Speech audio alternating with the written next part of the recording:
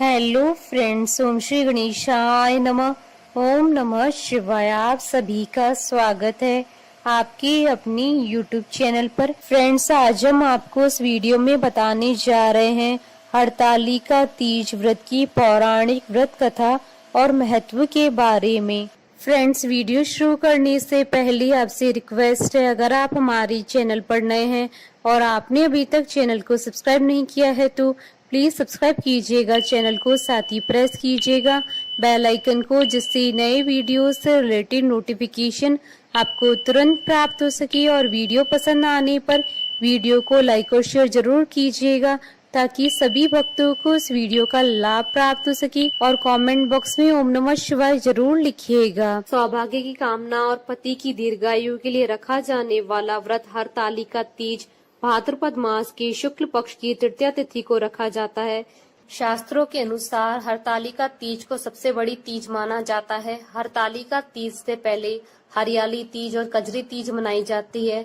शास्त्रों के अनुसार इस व्रत को रखने से अखंड सौभाग्य की प्राप्ति होती है। ये एक ऐसा व्रत है जिसे सुहागिनों के अलावा कुंवारी कन्याएं भी रखती है। हरतालिका तीज में भगवान शिव और माता पार्वती की विधि विधान से पूजा की जाती है। हरतालिका तीज को तीजा के नाम से भी जाना जाता है। इस दिन सुहागन महिलाएं अपने पति की लंबी आयु और सुख समृद्धि के लिए व्रत रखती हैं। ये व्रत निराहार और निर्जल किया जाता है। इस दिन विशेष रूप से गौरी शंकर की पूजा की जाती है। व्रत करने वाली महिलाएं सूर्योदय से पूर्व उठ जाती हैं और स्नान ध्यान कर श्रृंगार करती हैं। हरतालिका तीज पर माता पार्वती और भगवान शंकर की विधि विधान से पूजा की जाती है।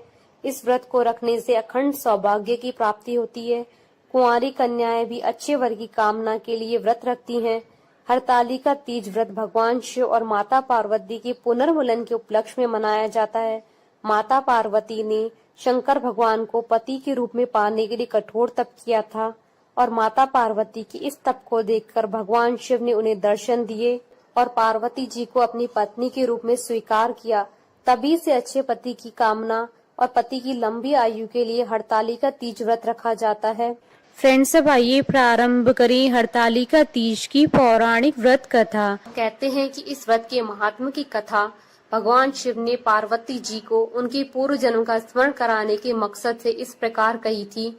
श्री भोलेनाथ बोले, हे गौरी, पर्वतराज हिमालय पर स्थित गंगा के तट पर तुमने अपनी बाल्यावस्था में 12 वर्षों तक अधोमुखी होकर घोर तप किया था।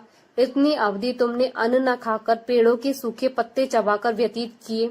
माघ की विकराल शीतलता में तुमने निरंतर जल में प्रवेश करके तप किया।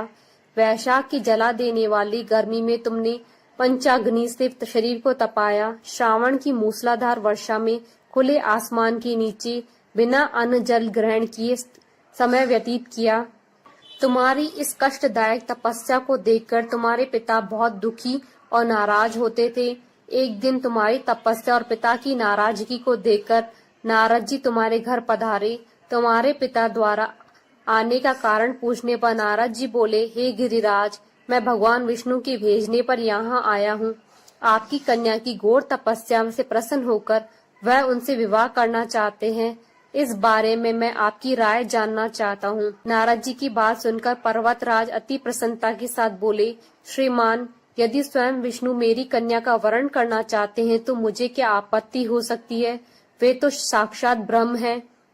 यह तो हर पिता की इच्छा होती है कि उसकी पुत्री सुख संपदा से युक्त पति के घर लक्ष्मी बने। नारद जी तुम्हारे पिता की स्वीकृति पाकर विष्णु के पास गए और उन्हें विवाह तय होने का समाचार सुनाया। परंतु जब तुम्हें इस विवाह के बारे में पता चला तो तुम्हारे दुख का ठिकाना न रहा। तुम्हें इस प्रकार से दुखी देखकर तुम्हारी एक सहेली ने तुम्हारे दुख का कारण पूछने पर तुमने बताया, मैंने सच्चे मन से भगवान शिव का वरण किया है, किंतु मेरे पिता ने मेरा विवाह विष्णु जी के साथ तय कर दिया है। मैं इस विचित्र धर्म संकट में हूँ। अब मेरे पास प्राण त्याग देने के अलावा कोई और उपाय नहीं बचा। तुम्हारी सखी बहुत समझदार थी। उसने कहा, प्राण छोड़ने का यहाँ कारण ही क्या है। संकट के समय धैर्य से काम लेना चाहिए। भारतीय नारी के जीवन की सार्थकता इसी में है कि जिसे मन से पति के रूप में एक बार वरण कर लिया, जीवन पर्यंत उसी से निर्वाह करे। सच्ची आस्था और एक निष्ठा के समक्ष तो भगवान भी असहाय हैं। मैं तुम्हें घनघोर वन में ले चलती हूँ, जो साधना थल भी है और जहाँ तुम्हारे पिता तुम्हें खोज नहीं पाएंगे। मुझे पूर्ण विश्वास है कि ईश्वर अवश्य ही तुम्हारी सहायता करेंगे। तुमने ऐसा ही किया।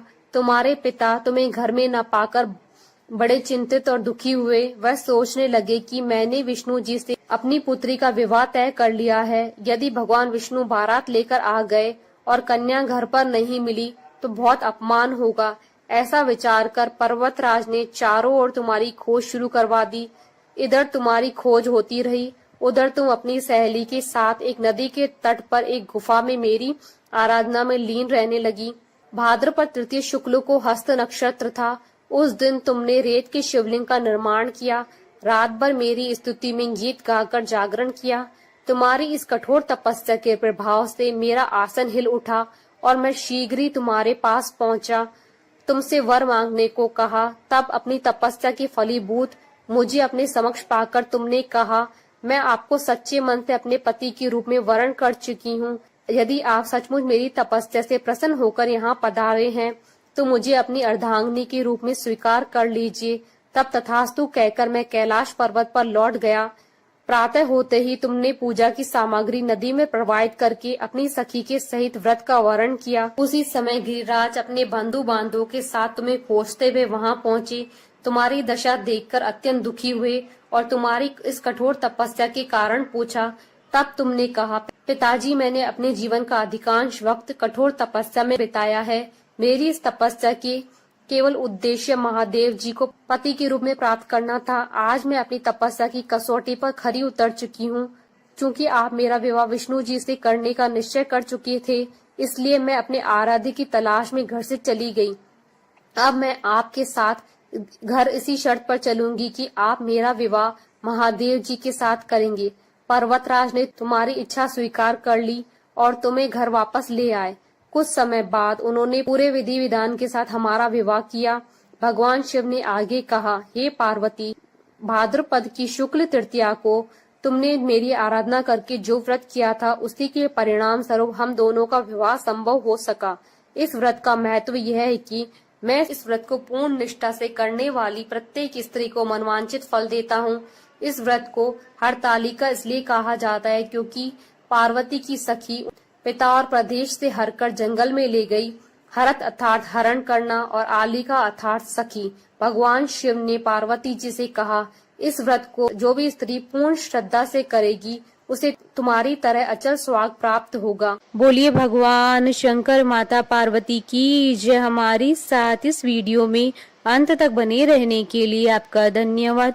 ओम श्री गणेशाय नमः। ओम नमः शिवाय।